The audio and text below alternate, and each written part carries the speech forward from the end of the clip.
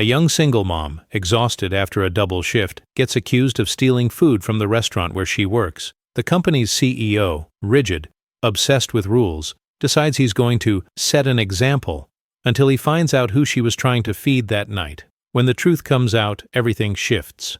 Power, pride, and the idea of what really matters. If this story touches you, share it so it can reach more hearts. The alarm went off at 4:30 in the morning, but Jasmine was already awake. Her body had learned to beat the alarm after 7 years of the same routine. She slipped off the thin mattress on the living room floor, moving slowly so she wouldn't make noise. On the other side of the wall, her 7-year-old son Marcus was still asleep. In the room next door, her grandmother Dorothy coughed softly, that dry cough that had been getting worse. Jasmine looked at herself in the cracked bathroom mirror. 32 years old, but she looked 40. Dark circles, skin dried out by Atlanta's heat and by exhaustion. She tied her curls into a tight bun, dabbed on cheap foundation to hide the marks of a night barely slept, and practiced her smile. Customers liked smiling waitresses. She left the house at 5:15. The sky was still dark, but the air already carried that sticky southern summer humidity. The apartment was in the old Fourth Ward, in that awkward line between gentrification and poverty. Jasmine crossed the parking lot, past old cars and an overflowing dumpster, and waited for the late bus. Through the foggy window, she watched the city wake up. Corporate towers on Peachtree Street glowing against the brightening sky. Rich folks sipping coffee in their penthouses while she was on her way to serve them theirs. The irony was never lost on her. At 6 a.m., she walked in through the back door of Magnolia and Ivy, a modern southern restaurant in Buckhead, the fancy part of Atlanta. Exposed brick walls, industrial chandeliers, and a menu that charged $28 for fried chicken her grandmother made better for $5. "Morning, Jazz," said Tommy, a white server studying theater who treated the job like a temporary gig. For him, it was. For Jasmine, it was survival. The kitchen was already buzzing. Pots clanging, oil sizzling, the strong smell of bacon filling the air. Jasmine set up her section with automatic movements. Folded napkins, aligned silverware, spotless glasses. 7 years doing the same thing. 7 years smiling while customers ignored her or left miserable tips. But she smiled anyway, because Marcus needed school supplies, because Grandma Dorothy needed meds Medicaid barely covered, because rent was due in 5 days and she was still $100 short. At 7:30, the restaurant opened. Executives in perfect suits, women carrying purses worth more than her monthly paycheck. She greeted them, took orders, poured coffee, wiped crumbs. "Miss, this is cold," a man complained, pushing his plate away. "Sorry, sir. I'll replace it right away," she said gently, already knowing the chef would yell at her. At 10 a.m., she checked her phone. A message from school. Marcus's field trip, $40. A message from the pharmacy. Grandma's prescription ready, $132. The tightness in her chest hit hard. That drowning feeling? Base pay, $700 a week. Tips, rarely over $200. Rent, $1,200. Bills, food, meds. Something was always missing. "Jazz, back to the floor," Kevin, the manager, shouted. In the middle of the afternoon, Kevin gathered everyone. "Guys, Mr. William Graves, the company CEO, is coming tomorrow. Surprise inspection. He's cutting costs in every unit and looking for inefficiencies. I want everything perfect, 0 mistakes. If you can't keep up, well, you know the market. Layoffs." He was talking about layoffs. Jasmine's fingers tightened around her apron. She couldn't lose this job. Not now. When her shift ended at 4, she counted her tips. $83. Less than she needed. Always less. On the bus, she closed her eyes and tried not to think about the CEO, not to think about the bills, not to think about the blood her grandmother had coughed up that morning. At home, Marcus ran into her arms. "Mom, Mrs. Johnson said I was the best in the class at math." Jasmine smiled, really smiled, and kissed his forehead. "I knew it, baby. You're the smartest." But while she cooked rice and beans, all she could think was, how much longer can I keep going? William Graves arrived at Magnolia and Ivy at 9 a.m. Sharp, pulling up in a shiny black Tesla that looked absurdly out of place next to the staff's beat-up cars in the back lot. He was 52, gray hair slicked back, a $3,000 gray suit, and a face that showed nothing but calculated coldness. Behind him, 2 corporate inspectors stepped out of a black SUV, holding tablets and clipboards. Kevin nearly sprinted to greet them, sweating even though the AC was blasting. "Mr. Graves, it's an honor to have you here. Everything is running perfectly, I assure you," Kevin babbled. William didn't even look at him. His eyes were already scanning the dining room like a machine, spotting a slightly crooked chair, a barely visible stain on the floor, a menu with a bent corner. "Let's start with the kitchen," he said bluntly. Jasmine was at the coffee station when he passed by. She felt the air shift instantly. Everyone moved faster, spoke quieter, avoided eye contact.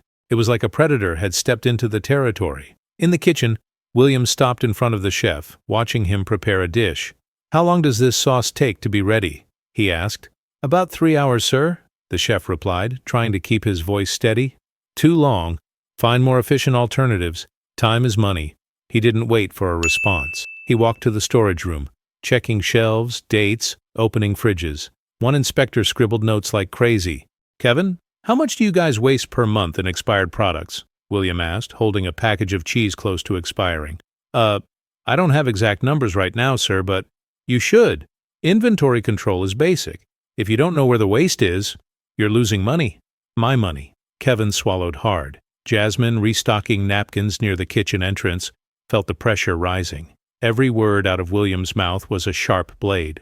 For the next 2 hours, he dissected every part of the restaurant, questioned how long servers took between tables, timed how long food sat in the window, measured plate temperatures, counted how many people were on payroll versus how many were actually necessary. "You have 7 servers on the morning shift. 6 would be enough," he declared, staring straight at the staff.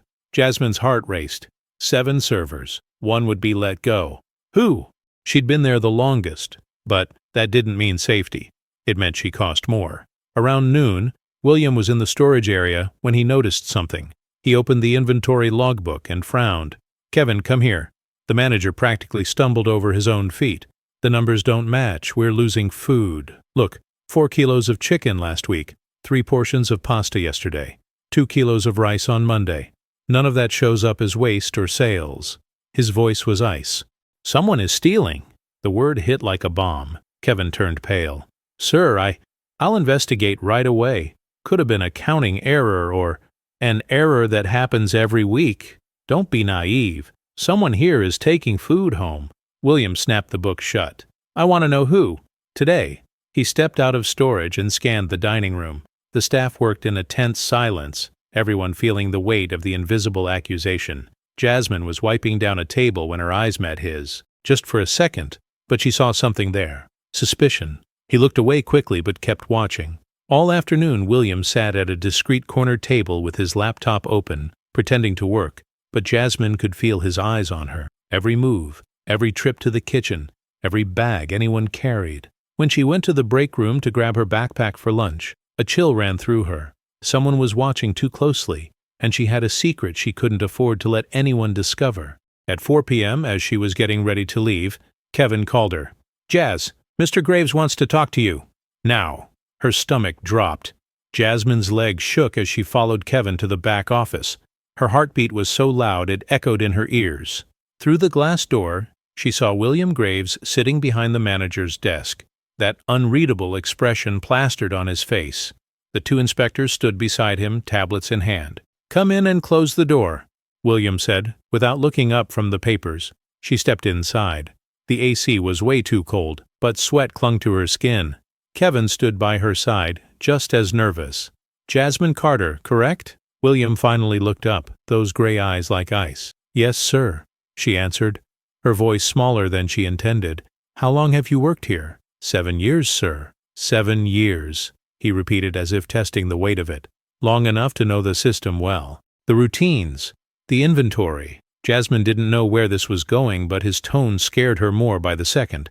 "Sir, I don't understand what—" "Let me be direct, Miss Carter."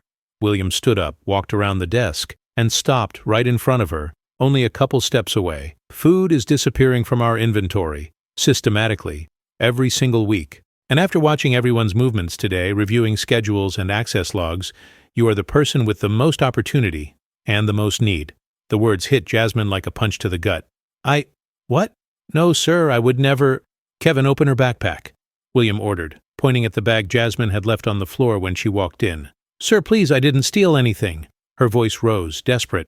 Kevin hesitated for a second, but the order was clear. He grabbed Jasmine's backpack and started opening the compartments. She felt her eyes burn with tears but fought them back. She wasn't going to cry? Not in front of him. Just her phone, her wallet, clean uniform.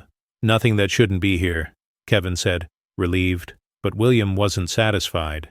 Open the side pocket, the one with the zipper. Kevin opened it, and froze. Inside, wrapped in a dish towel, was a plastic container with leftovers. Rice, chicken, some vegetables. Leftovers. Jasmine felt the world collapse.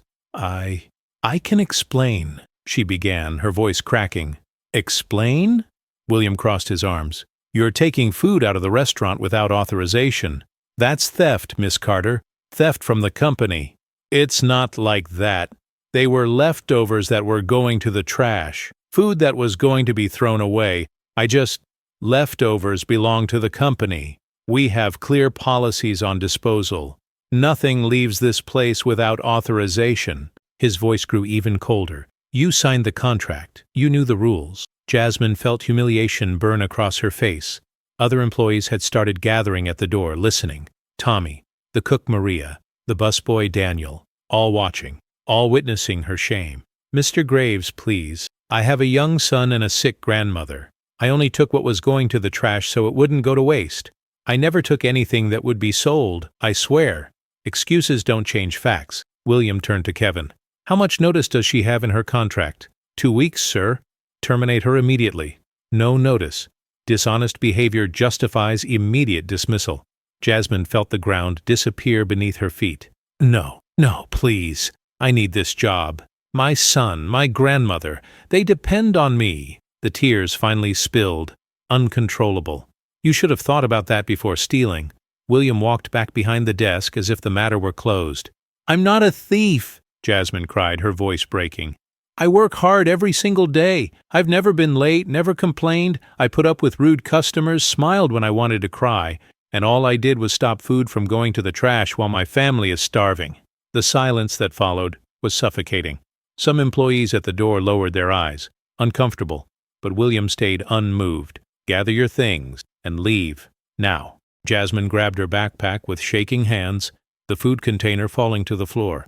She walked out of that office with her head down, passing co-workers who didn't know what to say. Some whispered, others looked away, but William Graves watched her from the window as she crossed the parking lot under the burning Atlanta sun, and something in him, something small and buried, twisted. William should have gone back to headquarters, should have stuck to his tight schedule full of meetings and reports, but something gnawed at him. Maybe it was the desperation in her voice. Maybe it was the way the other employees had looked at him afterward, not with respect, but with something closer to fear and disappointment. He found himself watching Jasmine cross the parking lot, her shoulders slumped, her backpack heavy on her back. She didn't catch the bus right away.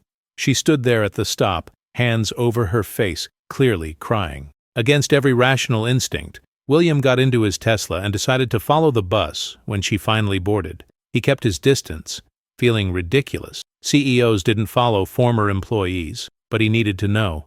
Needed to make sure he'd made the right call. The bus traveled down Peachtree, then turned toward the older neighborhoods.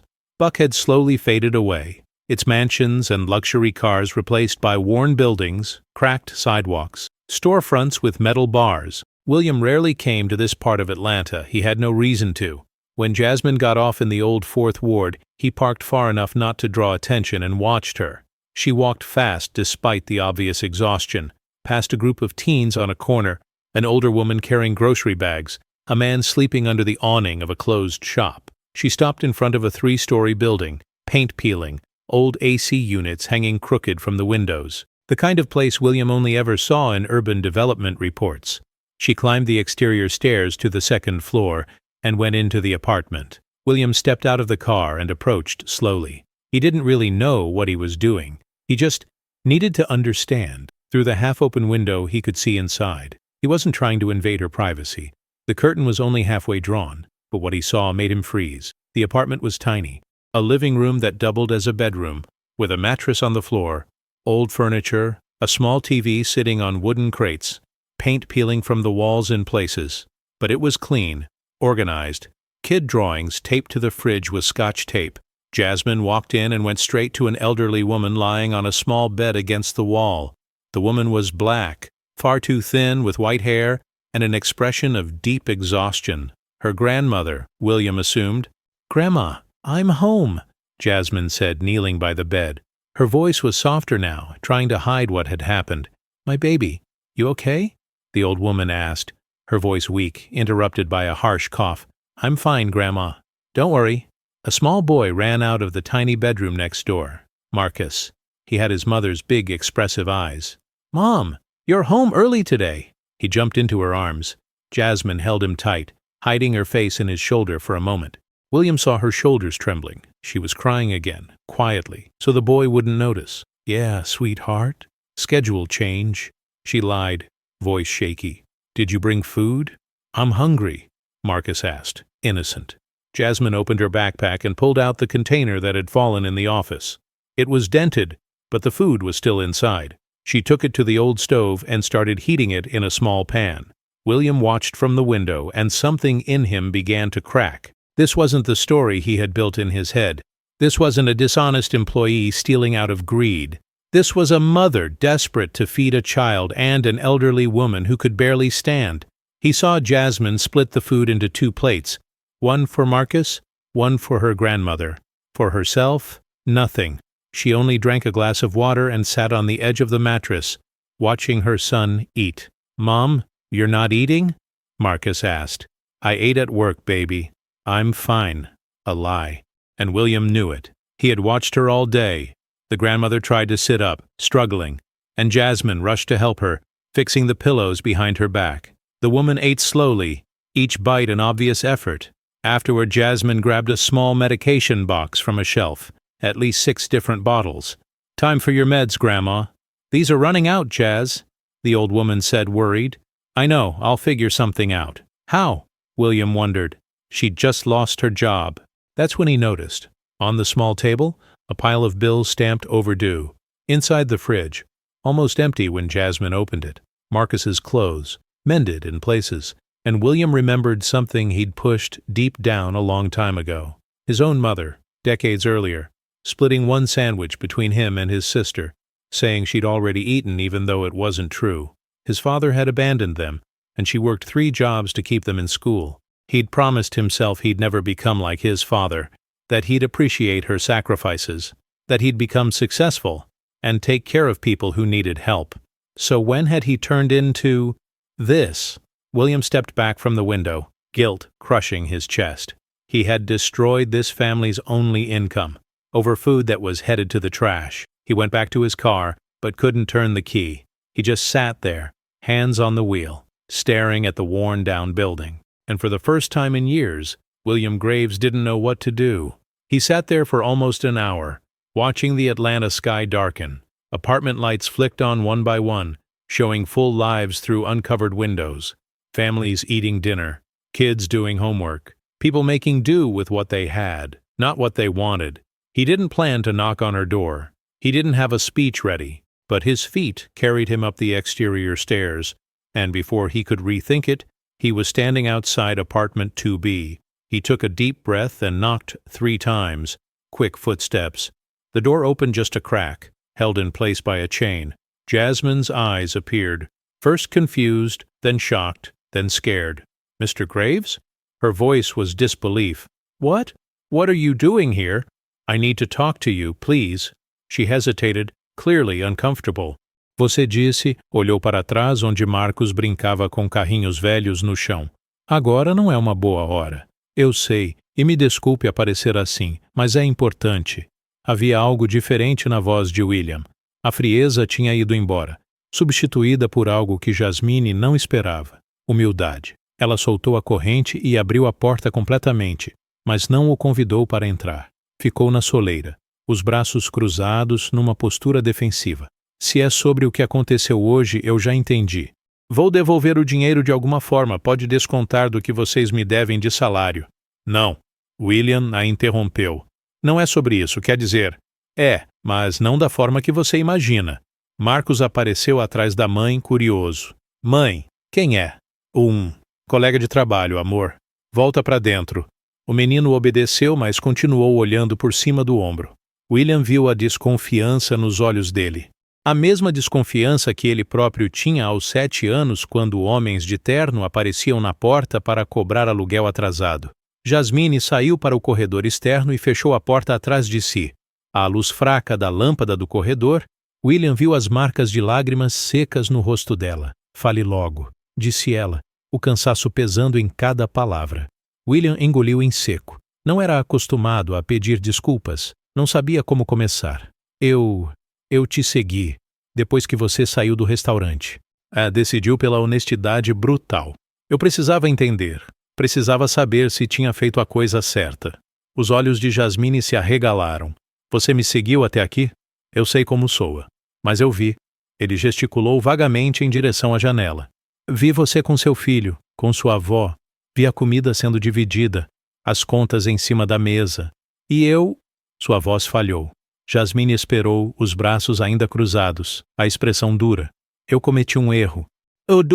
As palavras saíram com dificuldade, como se ele estivesse desaprendendo uma língua. Um erro terrível. Eu te julguei sem conhecer sua história, te acusei sem entender o contexto e destruí sua única fonte de renda por algo que eu agora percebo que não era sobre desonestidade, era sobre sobrevivência, completou Jasmine, a voz trêmula mas firme. Eu acordava antes do sol nascer. Trabalhava até meus pés sangrarem dentro dos sapatos. Sorria pra gente que me tratava como se eu fosse invisível. Tudo isso para que meu filho tivesse um prato de comida e minha avó não morresse sem os remédios dela. Uma lágrima escorreu. Eu nunca peguei nada que fosse prejudicar o restaurante. Só o que ia pro lixo mesmo.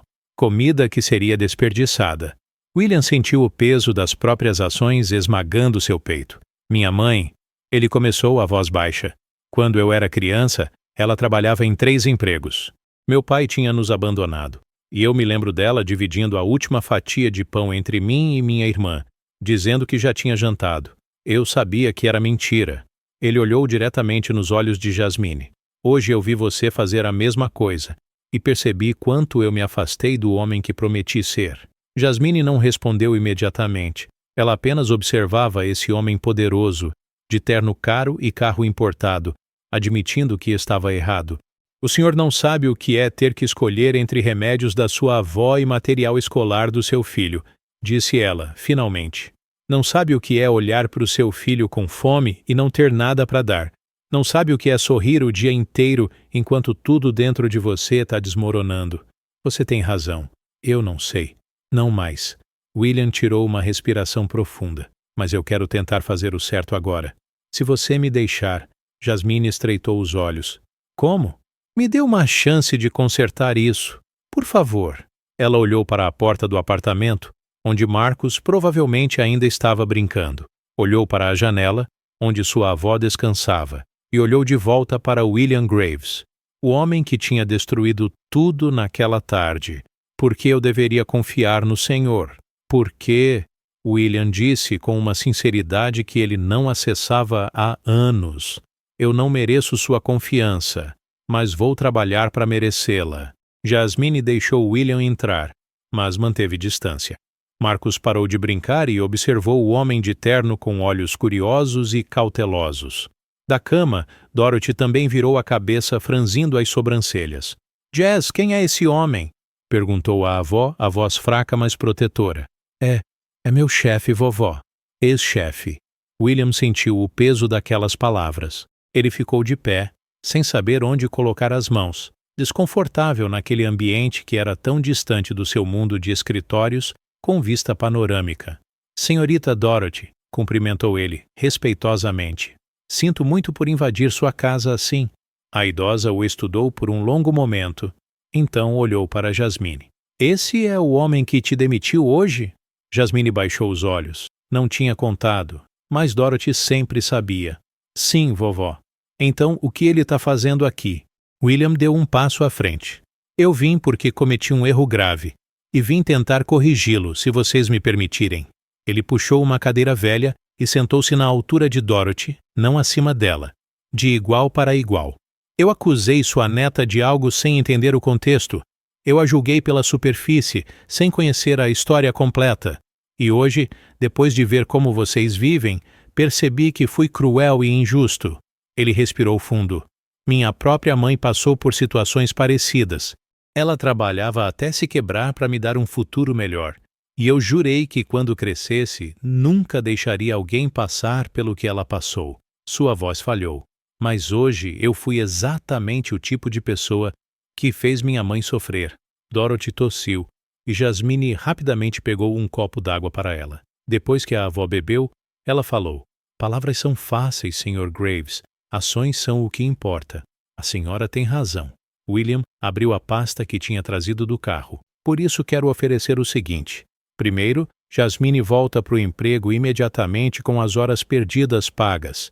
Segundo, vou promovê-la a supervisora de turno, com aumento salarial de 40%. Terceiro, a empresa vai cobrir os custos dos tratamentos médicos da senhora Dorothy, através do nosso plano de saúde estendido.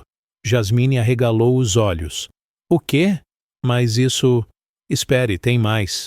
William continuou. Vou implementar uma nova política em todos os nossos restaurantes. Alimentos que seriam descartados podem ser doados aos funcionários que precisarem, sem penalização. E vamos criar um fundo de emergência para funcionários em situações de vulnerabilidade.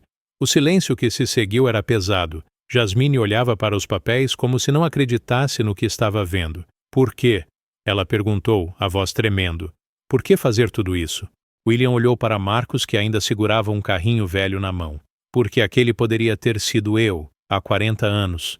E porque se alguém tivesse ajudado minha mãe quando ela mais precisava, talvez ela tivesse vivido tempo suficiente para me ver me formar. Sua voz quebrou. Ela morreu de exaustão 2 meses antes da formatura, trabalhando 3 empregos, sem assistência médica decente, sem ninguém para dizer que ela merecia mais. Uma lágrima escorreu pelo rosto dele. Jasmine sentiu as próprias lágrimas caírem. Eu não posso mudar o que aconteceu com ela, William disse, mas posso mudar o que acontece com vocês e com todos os outros que trabalham para mim, se você aceitar. Jasmine olhou para a avó, que assentiu levemente. Olhou para Marcos, que sorriu, sentindo que algo bom estava acontecendo, e olhou de volta para William. Eu aceito, mas com uma condição. Qual? Que isso não seja só para mim, que o senhor realmente mude as coisas para todos. Porque tem muita gente como eu naquele restaurante, gente que trabalha duro e ainda assim mal consegue sobreviver. William estendeu a mão. Você tem minha palavra. E mais, quero que você me ajude a implementar essas mudanças. Ninguém melhor do que você para me mostrar o que realmente precisa ser diferente. Jasmine apertou a mão dele. Não era confiança completa ainda, mas era um começo. 3 meses depois, o Magnolia and Ivy tinha mudado. As gorjetas eram divididas de forma mais justa. Os turnos eram mais humanos, e uma vez por semana, os funcionários podiam levar comida excedente para casa sem medo. Jasmine, agora supervisora, treinava novos funcionários com empatia que só quem passou pelo fundo do poço poderia ter. Dorothy recebia tratamento adequado e estava mais forte. Marcos ganhara um pequeno fundo de estudos. E o William? Ele voltava àquele restaurante toda semana, não como CEO distante, mas como alguém que finalmente tinha aprendido que sucesso sem humanidade não é sucesso. É só solidão vestida de terno caro. Quando julgamos sem ouvir, machucamos o que já está frágil. Mas quando enxergamos de verdade, podemos salvar mais do que imaginamos, incluindo a nós mesmos. Se essa história mexeu com você, compartilhe com alguém que precisa lembrar da força escondida atrás de um simples sorriso. O ChatGPT diz. She looked back where Marcus was playing with old toy cars on the floor. Now's not a good time. I know. And I'm sorry for just showing up like this, but it's important. There was something different in William's voice. The coldness was gone, replaced by something Jasmine never expected. Humility. She unhooked the chain and opened the door fully, but didn't invite him in. She stayed in the doorway, arms crossed in a defensive posture. If this is about what happened today, I already got it. I'll pay the money back somehow. You can take it out of what you still owe me. No, William cut her off. It's not about that. I mean, it is. But not the way you think. Marcus appeared behind his mother, curious. Mom, who is it? Co-worker, baby. Go back inside. The boy obeyed, but kept looking over his shoulder. William saw the distrust in his eyes, the same distrust he himself had at 7, when men in suits showed up at the door to collect late rent. Jasmine stepped out into the external walkway and closed the door behind her. In the dim light of the hallway bulb, William saw the marks of dried tears on her face. Say what you need to say, she told him, exhaustion weighing on every word. William swallowed hard. He wasn't used to apologizing. He didn't even know where to start. I followed you. After you left the restaurant. He chose brutal honesty. I needed to understand. Needed to know if I'd really done the right thing. Jasmine's eyes went wide. You followed me all the way here? I know how that sounds, but I saw. He gestured vaguely toward the window. I saw you with your son, with your grandmother. I saw the food being split, the bills on the table, and His voice faltered. Jasmine waited, arms still crossed, expression hard. I made a mistake. The words came out heavy, like he was forgetting how to speak. A terrible mistake. I judged you without knowing your story, accused you without understanding the context, and I destroyed your only source of income over something that I now see wasn't about dishonesty. It was about survival. Jasmine finished, her voice shaky but steady. I woke up before the sun came up, worked until my feet were bleeding inside my shoes, smiled at people who treated me like I was invisible. All that so my son could have a plate of food and my grandmother wouldn't die without her meds. A tear slipped down her cheek. I never, ever took anything that would hurt the restaurant. Only what was headed for the trash. Food that was going to be wasted. William felt the weight of his own actions crushing his chest. My mother, he began, voice low. When I was a kid, she worked 3 jobs. My father had walked out on us, and I remember her splitting the last slice of bread between me and my sister, saying she'd already had dinner. I knew she was lying. He looked straight into Jasmine's eyes. Today I saw you do the same thing, and I realized how far I've drifted from the man I promised I'd be. Jasmine didn't answer right away. She just watched this powerful man, in his expensive suit and imported car, admit he'd been wrong.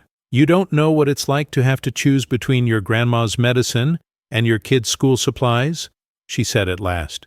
You don't know what it's like to look at your child hungry and have nothing to give. You don't know what it's like to smile all day long while everything inside you is falling apart. You're right. I don't. Not anymore.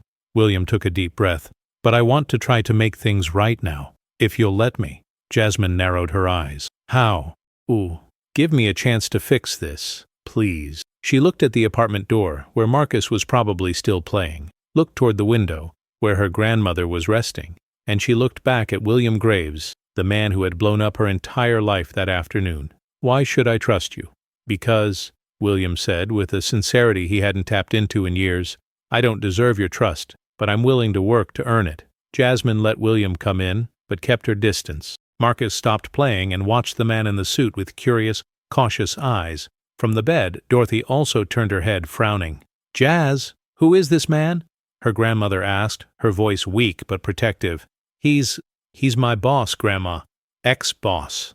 William felt the weight of those words. He stayed standing, not sure what to do with his hands, uncomfortable in a space so far removed from his world of corner offices and skyline views. Miss Dorothy, he greeted respectfully. I'm sorry for barging into your home like this. The old woman studied him for a long moment, then looked at Jasmine. This is the man who fired you today? Jasmine dropped her eyes. She hadn't told her, but Dorothy always knew. Yes, Grandma. Then what's he doing here? William took a step forward. I'm here because I made a serious mistake, and I came to try to fix it if you'll let me. He pulled up an old chair and sat so he was at Dorothy's level, not above her. Equal to equal. I accused your granddaughter of something without understanding the context. I judged her by the surface, without knowing the full story, and today, after seeing how you live, I realized I was cruel and unfair. He drew in a breath. My own mother went through similar things. She worked herself to the bone to give me a better future, and I swore that when I grew up, I'd never let anyone go through what she did. His voice cracked. But today I was exactly the kind of person who made my mother suffer. Dorothy coughed, and Jasmine quickly handed her a glass of water. After her grandmother drank, she spoke. Words are easy, Mr. Graves. Actions are what matter. You're absolutely right. William opened the folder he'd brought from the car. That's why I want to offer this. First, Jasmine goes back to work immediately with all the hours she missed paid. Second, I'm promoting her to shift supervisor with a 40% raise. Third, the company will cover the costs of Miss Dorothy's medical treatment through our extended health plan. Jasmine's eyes flew wide. What? But that… Wait, there's more, William went on. I'm putting a new policy in place at all our restaurants. Food that would be thrown away can be donated to employees who need it, with no punishment. And we're creating an emergency fund for employees in vulnerable situations. The silence that followed was heavy. Jasmine stared at the papers like she couldn't believe what she was hearing. Why? She asked, voice trembling. Why do all this? William looked at Marcus, still holding an old toy car in his hand.